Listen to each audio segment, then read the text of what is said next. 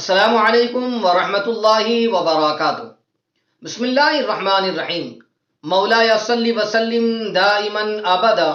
علی حبیبک خیر الخلق کلہم۔ ناظرین محترم، اگر کوئی شخص یہ چاہتا ہو کہ وہ رحمت خداوندی میں رہے، اس کے دشمن تو بہت ہے مگر وہ دشمن کی شرارتوں سے بچا رہے، دشمن کے حملوں سے وہ بچا رہے اور اللہ تعالیٰ اس کی حفاظت فرمائے، دشمن اس کو نقصان نہ پہنچا پائے، تو آئیے ایک آسان سا عمل آپ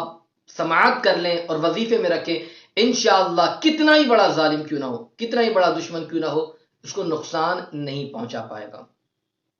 آئیے وظیفہ اور اس کا طریقہ عرض کروں، اس سے پہلے گزارش کروں گا کہ اگر ابھی تک آپ نے ہمارے چینل کو سبسکرائب نہیں کیا تو آپ ابھی ہمارے چینل کو سبسکرائب کر دیں اور بیل بٹن دبانا نہ بھولیں تاکہ ہماری آنے والی ہر نئی اسلامی اور روحانی ویڈیو کی نوٹیفیکیشن سب سے پہلے آپ تک پہنچے۔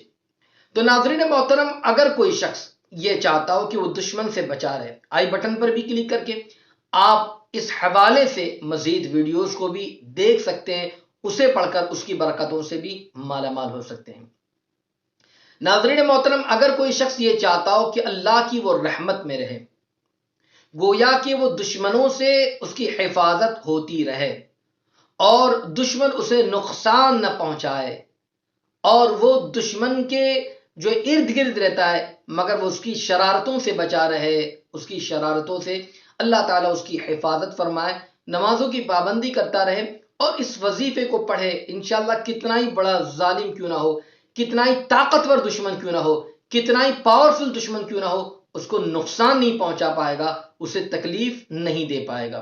وظیفہ اس طریقے سے کہ روزانہ اپنا یہ معمول بنائے کہ فجر کی نماز کے بعد اول اخیر 11 مرتبہ درود شریف اور درمیان میں اللہ تعالیٰ کا انعام مبارک یا خافض 500 مرتبہ پڑھے، 500 ٹائمز،